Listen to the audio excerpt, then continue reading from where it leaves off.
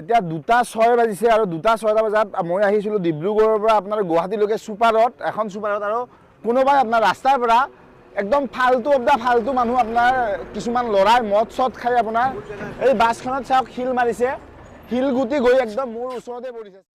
নমস্কাৰ বন্ধুসকল, মোৰ অন্য এটা নতুন ভিডিঅ'লৈ আপোনালোক সকলোকে স্বাগতম জনাইছোঁ।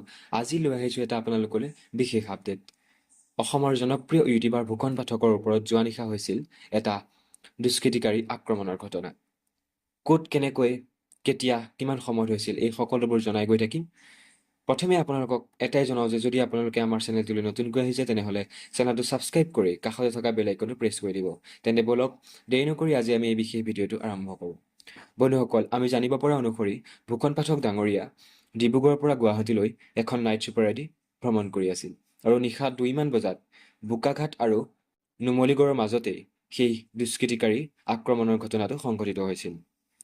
বোকাঘাট আৰু নুমলীগড়ৰ ওচৰে পাজৰে এখন বিহু চলি আছিল আৰু বিহু চলি থকাৰ ওচৰে পাজৰে কেইজনমান যুৱক মদ খাই উদ্ভণ্ডালি কৰি আছিল। হয়তো সেই যুৱক কেইজনৰ মাজৰে এজনে সেই বাহনখনলৈ শিলগুটি মাৰি আক্ৰমণ কৰিছে আৰু আপোনালোকে দেখিবলৈ পাইছে যে বাহনখনৰ গ্লাছসমূহ সম্পূৰ্ণৰূপে বিধ্বস্ত হৈ গৈছে আৰু এই আক্ৰমণত কথপমি ৰক্ষা পৰিছে সেই যাত্ৰীসকল।